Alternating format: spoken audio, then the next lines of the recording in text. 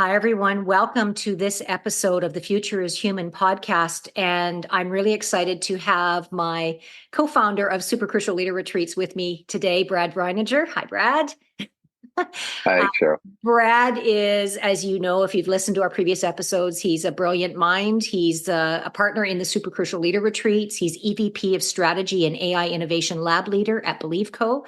And he's also a member of the International Academy of Digital Arts and Sciences. So, Brad is knowledgeable in his industry. They work in his role, works in multiple industries. And as co-facilitator of Super Crucial Leader Retreat, we've got some dynamite stuff in the works that we'll share more with you as we get to the end of the podcast. But for this podcast, Brad, we're going to keep talking about AI. We talked about it in a LinkedIn Live, and we talked about it from a perspective hmm of, should people be afraid or should they be embracing? And we basically said they should be embracing. In this hmm episode, I think we opportunity to dig a little deeper about how organizations are using AI. Your thoughts, my thoughts on what we think is going to happen next. The human component. What is it going to mean for jobs? So addressing all those hmm sort of elements that are coming out of the AI discussion. So let's get right into it. And what do you think, where are most organizations when it comes to considering and or using AI? Like, where are they right now from your vantage point? Yeah, it's interesting. I think a lot of organizations are at different points on the continuum, and a lot of it depends on how how much they've done technology in the past, or how much they've done, AI related initiatives in the past. How much data is important to them? How much they rely on data. There's, a lot of agencies that have used AI enhanced products for quite a while.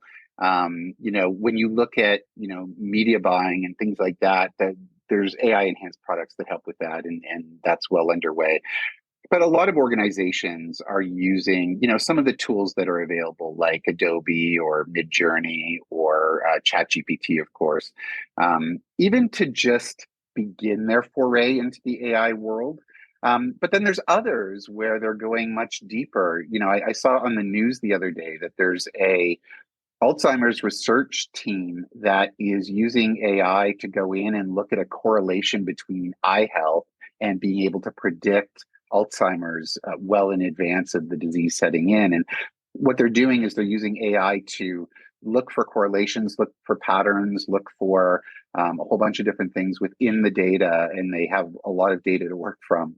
And they're having great success with that. So again, it's very different, but there's a lot of organizations out there that think that they're way behind others, and then there's others that think, "Oh my God, have we not done enough yet?" But the truth is that wherever you are in the AI journey, it's hopefully where you need to be, but you need to be considering all of the different products that are out there, and even how your plan to innovate around AI for your organization is going to come to fruition over the next little while, because it's going to become more and more important as we move forward. Yeah, and I was just reading NVIDIA, who's the AI chip leader in the industry, and their stocks have Yeah, absolutely tripled in the last yeah, month. What I was reading as well is that they're trying to make AI accessible at every level within an organization, and to touch everything that yeah. we do. So what I'm seeing with organizations, and I do a lot of work in the insurance industry, the finance industry, the health industry. hmm I know you have an upcoming AI panel that you're a panelist on for pharma, which we'll talk Yep. about in a few moments. But what I'm seeing in the industry is there's still a little bit of fence sitting. There's still a little bit of hmm that. Let's wait to see what, how the dust settles. Let's hmm not go ahead and spend a bunch of money and then have to, Yeah. like, as you know, with digital transformation, a lot of companies, when they transitioned from legacy systems to cloud, there was a lot of money that was spent in the rush to get there. And I know hmm this because I have a lot of clients where they actually then had to backtrack because the products that they went with for cloud were not necessarily the right solution. So I think there's a little bit of gun shyness around, do we leap in now, or is there going to be further innovation or further things that are going to happen that maybe we should wait a little bit and see. And so it's that push pull that's going on. We want to be with everybody else and embrace AI. but we also don't want to be too close out of the gate too soon, or are we spending money that we don't need to spend? So I don't know if you're seeing that as well, but that's what I've kind of observed with the organizations I'm working with. Yeah, I mean, it's the situation where you have your early adopters who Yeah. jump in, with both feet and want to be the innovators in certain areas. And for some organizations, being first in can be a competitive advantage, Yeah. and they see that and they're willing to make that investment. Yeah. But for most organizations, sitting back and watching and seeing what works is not necessarily a bad strategy either if it fits within what that organization is trying to achieve. And the good part is that in highly regulated industries like pharma or insurance or some of those areas where there's kind of a group thinking that happens around how to innovate as an industry as opposed to just how to innovate as an organization.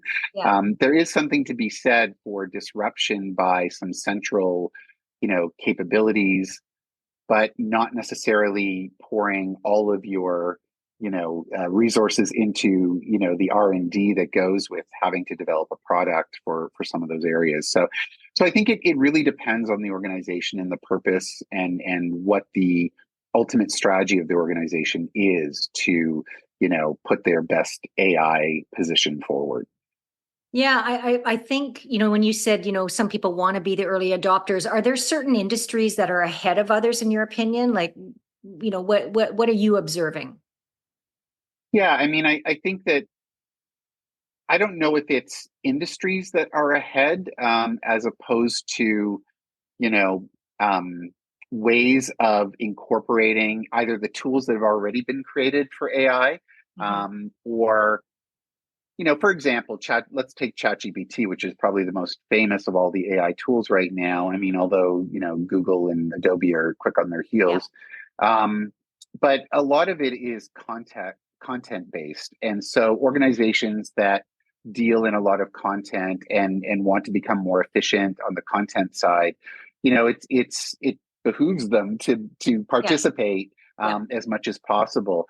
And the truth is that prior to ChatGPT, I'm sure that there was a lot of firms out there who were looking at content tools in the AI space that could drive their businesses forward. And I know that some of them were developed and some of them are proprietary and they are being used by those organizations. But the truth is are they as powerful as ChatGPT? Are they going to progress as quickly as ChatGPT? Probably not. So there is definitely appetite for developing tools that are proprietary and tied to a single organization. But there's also a lot of good reason to look for these more common open source tools that are, being developed and progressed at a much higher level and a much quicker rate to then be incorporated into an organization's processes, right? So Yeah. I think it's Yeah, when I think of industry, the one industry, and I think we spoke about this before you and I, is the healthcare industry, right? So, yeah, I mean, just recently in the news, Wegovy, Monjaro, pharma creators, now they're saying that that can be used far beyond diabetes. It can be used for cancer vaccine. It can be used for memory loss, dementia. yeah, So I think AI and I have a client that I interviewed for my book, Super Crucial Human, in the AI industry based out of Toronto, where hmm, medicine is, because there's so much available data. Now, of course, there's privacy and, yeah, as you said, legislation and compliance and all those things. But healthcare yeah, industry right now, I believe, is in the front. They're running with this because the implications are, like, for example, Wegovy, Monjaro, and I'm not an Ozempic, and I'm not an investor, and I have no vested interest in using them as an example, yeah. other than to Hmm. say that that's an example of pharma coming up with like a global obesity and like it's a major health challenge for humanity, and it's being Yeah, addressed this one way. It's not the only way. There's multiple ways to address it, but I'm saying that was created via AI. And now all these yeah, offshoots of that is being created by AI. So healthcare, we're going to see, I think it's going to blow people's minds, that the innovation that we're going to see in the next year or two. Yeah, and the truth is, and I referred to the Alzheimer's testing earlier, Yeah. but the truth is that the amount of data that is available in the healthcare area is huge, Yep. and the issue though is access to that data, privacy, Yes. regulation. The truth is that you know the technology is progressing more rapidly and faster than the legislation or the policies and the privacy considerations can progress. Although pharma and healthcare are very much tuned into making sure that that's done in a very regulated way. They are using what they do have access to right now in probably the most you know efficient way compared to other industries because of the pure amounts of data. But really, where the innovation is going to happen is as we figure out how to walk that line when it comes to privacy and all of the other issues attached to it. The access to that data and the speed by which AI can look for those patterns and those insights is going to be a game changer for Mm-hmm. sure. Mm-hmm. 100%. Mm-hmm. Mm-hmm. Yeah, I mean, other industries, obviously, the technology industry are right ahead of all of this. Like industry, like Mhm. companies that were already technologically ahead, Uber, Yeah, Airbnb, all of those, AI has become part of and has been for a while part of how they operate the business. So, yeah, it's interesting because for the listeners or the viewers, if you're an entrepreneur like I am, you can run with AI in any way you want because you don't have all the hoops to go through, right? You literally right. use it to write an article, or you use it to create an image, or you use it to brainstorm ideas or book titles or whatever. Mhm. You can use it for a variety of applications. So I feel like access and democratization of AI, a lot about creating success based on access, is where we're also going to see. I think we're going to see more entrepreneurism because of AI. I think we're going to see more Yeah, product development because AI is going to help define through research and through analytics what the public is wanting. Like, again, I get excited because I don't think we even have any concept of how much change this is going to create for everybody in the next decade. Massive. yeah, and the truth is that we can predict as much as we want, but the truth is that we don't know where That's this right. is We all don't. going to I know. go I know. because one of the most important things to consider is that a lot of times you have a group of people who create the technology, and then you have another group of people that build on the technology, and then another group of people that build on that technology. So for the people who built the technology to do the final prediction of where this could go really doesn't make any sense because it's going to take time and additional thinking and additional insights as we go along to Mhm. arrive at the true power of what AI can be. The Right. same way that AI learns through machine learning and NLP and all of the different ways that fuel it. It's the same on the human side, where generations will become better and better at using the technology and increasing its power and on all of those things. But I do think, Cheryl, that one of the most important things for us to consider that you just said is the democratization of AI. One of the Right. things that we're doing at Believe Co is we're not looking at just a few people at the top of the organization to determine how AI is going to move Right. forward through the organization, or what tools to use, or how to productize or innovate with AI. But we're looking at our full firm and saying, how can we engage everyone in the firm to be thinking in Yes. this direction, and then ladder it up to a central hub where we can then you know look at productization of certain ideas, or using best practices across the entire organization. And I think that if organizations think about it from that way, Mhm. it really allows for a broader based way of thinking in order to innovate in a much stronger way than perhaps a few people deciding what the AI Agreed. policy Agreed. is going forward, And I think I've seen that even with my consulting clients, where in the past, using the example of legacy system to cloud, for example, those decisions were made by leaders in an IT department in a vacuum. Now, not saying that's bad or wrong. I'm just saying that's what Right. happened. And now, because the AI is so accessible and everybody needs to be contributing, that's where the democratize. In other words, everybody's data point matters.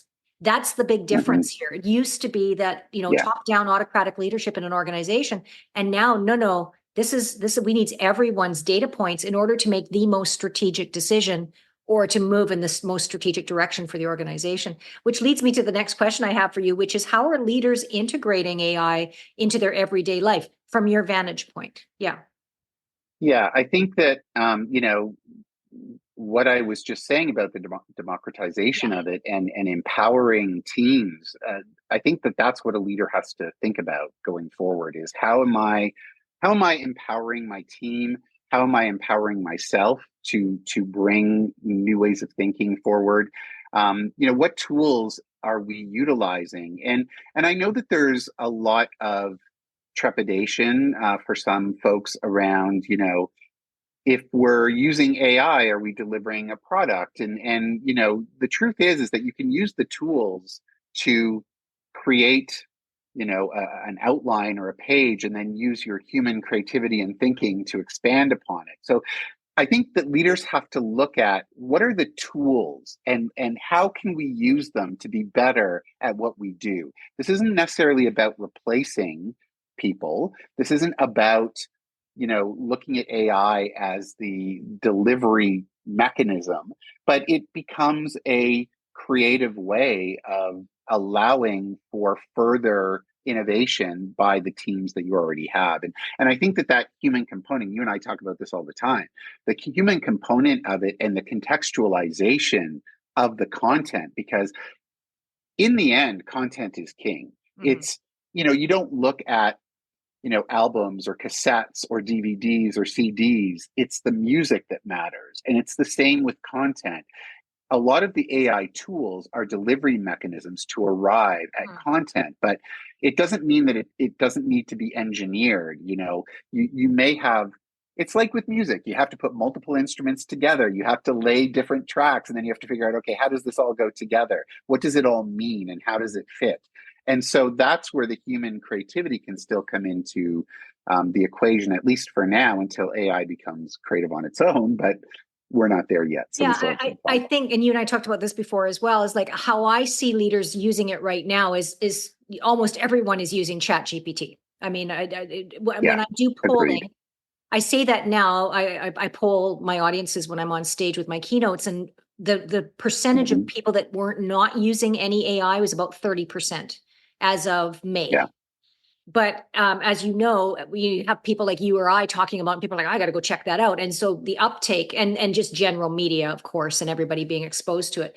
So Chat GPT, everybody's at least tried yeah, once. Some people are using it as a yeah. regular resource. I was using Chat GPT a lot. Now I shared with you when we spoke before that I'm using Adobe Firefly for my images. Hmm. I'm Yeah. using a variety of different, like specific AI tools for specific things. I Hmm. have Rewrite AI, which helps me rewrite my posts, social posts. I've got Simplified AI, which is kind of like a Hootsuite, but it's AI driven, so it's on steroids. I'm seeing leaders using it to organize their calendars. They've got integrated into their calendars. As you know, Microsoft is bringing a brand new AI integration into its whole suite. So we're going to actually see it become seamless, just like, before, when we talked before about, things were all disjointed and different projects or different pieces of technology. But now they're going to come together. Yeah. Gemini for Google. Microsoft's going to have an integrated. Do you remember when Microsoft first came out and it had the little paper clip that Oh, yeah, for sure. so now AI Yeah. is going to be like, it'll be everywhere where it is like I don't know about you, but I have it pre-fills on our Apple devices. It pre-fills what it thinks we're going to Yeah. say. I mean, it's already infiltrated, but the leaders that I'm seeing being very successful with it is they're using it to ask questions like, I have a difficult conversation coming up with my team member. It's about performance. Hmm. What are some suggestions on how I can approach it? And I've used it for that too, just to see what it comes up with. And the answers are excellent. You want to make sure you Yeah. have a quiet place to talk. You want to, like, it's got really excellent Yep. insight. Yeah. Yeah, and it's a tool like any other tool. I think that, like you said, it's going to become more seamless as time goes on, where, it won't be just, how are leaders using AI. Everything will be either AI enhanced, or AI enabled. And it'll really be about what tools work for what it is that you're trying to Yeah. achieve. And the same way that the tools have changed over time, where we used to, write our reports on a typewriter. Well, we would handwrite them, then we moved to Yes. typewriter, then we Yes. moved to, Yes. computer. The tools continue to change, but ultimately, what we're trying to achieve is a higher level of capability and a higher level of creativity and a higher level of efficiency. And all of those things will lead into the choices that we make as leaders for ourselves and for our teams Mhm. around, what's going to work for us. And you know, as you know, there's 5,001 different products that are already available and more are Absolutely. coming every Yeah. single day. And Yeah. so it's really about efficiently understanding which of them are going to be most effective and most helpful to the tasks that you're trying to do. The other big thing that I think we're becoming better and better at is our prompting, and Yes. becoming stronger prompt engineers, as I call Yes. them, and asking questions that are more in context with what it is that we're trying to achieve.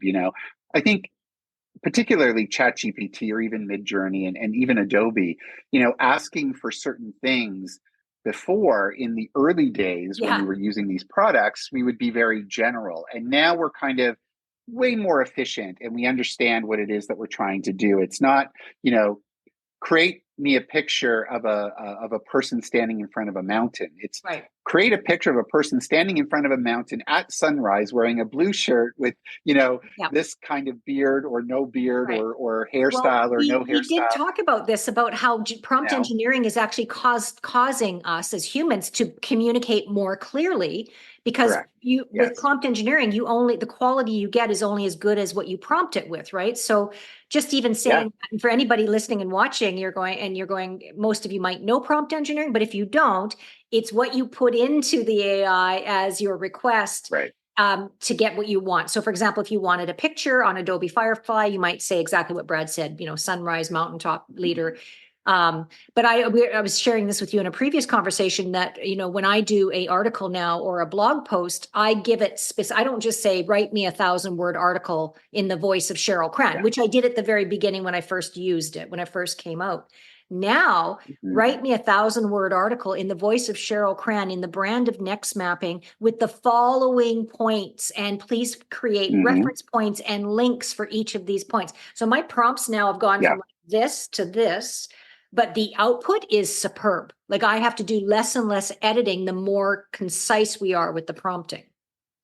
So, Agreed. Yeah. yeah, And I mean, the only thing that we have to be careful and cognizant of is the fact that, the data that's being fed into the AI for its learning could be proprietary right. data. You It have to could double be check it. copyright Yeah, protected. So yeah. So I yeah. think, but this goes back to, what you and I say all the time, which is the whole human piece to it is still really important. And Yeah. being able to evaluate the content that comes from it, and going back to your original question, what can leaders do is just make themselves and their teams aware of the advantages and the pitfalls of Mhm. AI and using AI enabled tools, and making sure that that we're really aware of where they can benefit us and where they can trip us up Mhm. potentially. Yeah, last question for this podcast, and we will have more. So, Mhm. we'll be talking about a variety of angles on this subject matter. Um, will we be left behind? Anybody listening, watching, if anybody is really kind of still sitting on the fence, or they even started, but they're kind of like, I don't feel like I'm fast enough for the speed of Yeah. innovation. Do you think Yeah. people will be left behind? What do you think where we're going? Yeah, I think, quite frankly, the future of work includes AI. So the Yes. future of organizational success, the future of work, the future of, how we show up to build careers all includes AI. So Mhm. I don't think anyone is left behind now. And, there's a lot of work being done by a lot of very large, powerful organizations to create tools that are, that will have AI embedded into them. So I do think that as long as you're aware constantly around how you can be more efficient, use better tools, continue to evolve your teams and yourself and your organizations, then I don't think you'll be left behind. When it comes to using AI to productize or build differentiation in your industries or whatever that might be, that takes a lot more focus on embedding the technology in a much stronger way. So if that is ultimately your goal, then I think you need to be thinking about that already, because there are Yes. people out there probably defining your industry as we speak when it comes to AI integration. Mhm. But if really what you're doing is kind of sitting back and waiting for tools that will make certain elements of your work more efficient and easier to do, then I think you're not going to be left behind. But if you truly want to be a pioneer in your industry, then I think you need to be thinking about what does that look like now, because everything is happening now. Yeah, I think I agree with you completely. And I think the future of work obviously is AI enabled with human contextualization.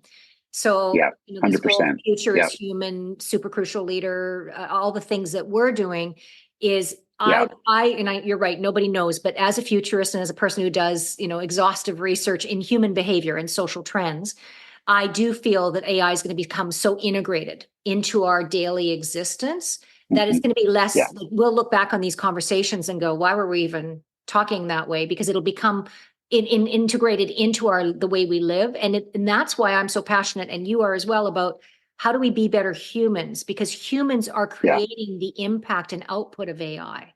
And to me, Right. that's There's the most still important focus. Yeah. Yeah, and there's still bias Yeah. issues. There's still Yeah. content and copyright and privacy issues. So Yes. there's still a lot that has to be worked out. Recently a group of organizations signed a treaty around being responsible, accountable, and ethical in AI development, and we're going to see more and more of that, because there is a certain responsibility. What's the line? With great power comes great responsibility, and Yeah. and I do think that that's true to a large degree, and we can't lose our responsibility, our accountability, our ethics, our position as a society. We can't look at the degradation of society as a thing to happen in order for us to be better at technology. We Right. still have to ensure that we're being good humans, but we're just enabling ourselves to be better at some of the things that we do, and becoming more efficient, becoming more strong at our jobs, and making our organizations better. But the truth is, and I think the most important thing that I take from this whole conversation is that this is meant to make us better. This is part of our evolution. This Yeah. is not, we had an industrial revolution, we've had an information age revolution, and now we're having an AI evolution. We will continue to evolve as humans, and technology will be a big part of that. But really, we have to look at it from that perspective and say, okay, if this truly is part of our evolution, what are we doing to ensure the you know the the capability of ourselves to just be better humans as we do it? I think it's going to up the integrity game. being Hmm. being of Yeah, higher integrity, higher responsibility, higher accountability. Um, yeah, I mean, another industry, just before we sign off, another industry that comes to mind is the whole law enforcement industry, and how hmm, AI is making yeah. it much easier for crime to be deterred before it even happens. So if you look at Well, that, do you remember the movie? Yeah, do you remember the movie with Tom Cruise, yes, Minority Report? I yes, think it was yes, called, exactly. and that was And how many years ago was that? Like, it's funny because Yeah. it's interesting how science fiction, can be a Yes. precursor to where we arrive. Like Yes. if you look at the Star Trek effect Yeah. on the iPhone, for example, or if you look at, exactly what you just said around AI and law enforcement, the Yeah. Minority Report effect, like Yeah. these things are all interesting. Now, Hollywood has a tendency to make it very disruptive and dystopian. But the truth Mhm. is that if we can continue to build in the integrity like you're talking about, then it can be a positive for our society for Yeah. sure. Yeah. And I'm also excited about with the pool of data and looking at algorithms and looking at humanity as a whole of 7 billion people, I can only see the Mm, potential of us making really smart decisions based on those, sort of like what's good for humanity versus a few. right. I see that as Yes. positive as well. So we always Agreed. have these really enlightening, engaging conversations. Thank you so much. Mm, Maybe just tell everybody about yeah, the my panel pleasure. that you'll be speaking on about AI, and yeah, and then we'll talk a little bit about Yeah, social later. Yeah. it's AI in pharma. It is sold out, so that's great. But basically, what we're talking about is the agency of the future and how we can service, particularly on the pharmaceutical side, how we can, within the regulatory framework, how we can use AI and position our agencies and ourselves to continue to, bring forward marketing and communication and PR and all of those elements in within the pharmaceutical framework, and Right. use AI to drive that engine as we move forward. Yeah. Right. Excellent. And that's on June 18th, I believe, right? So June yeah, 18th. Yes. Yeah. we'll do another episode where you talk about that and what came out of that. I think that'd be really interesting for Awesome. everybody. Yeah, and then Yeah. also just That's great. reminding everybody that Brad and I are the co-founders of Super Crucial Leader Retreat.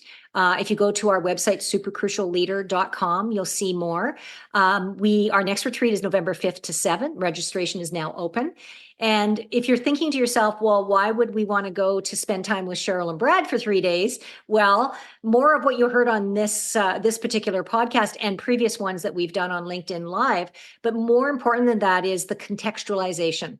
So, information's only as good as the context that is behind it. And so with my over 20 plus years as a leadership expert, future of work researcher, Brad's over however many years, the same, probably, Same. in Same. Yeah. leadership, in branding, in marketing, in business, that's context. And we'll be having special guests and special activities as well. So if you're looking to be inspired, innovative, hearing some really cool things that you can apply in the workplace right away, might want to consider signing up. Supercrucialleader.com. Yeah. Yeah. And we're fun. And we're fun. It'll be And we fun are too. fun too. There's that as It's well. Yeah. That's right. true. Yeah. Thanks, everybody. And we'll see you Good. next time. Thanks. Thanks, Cheryl.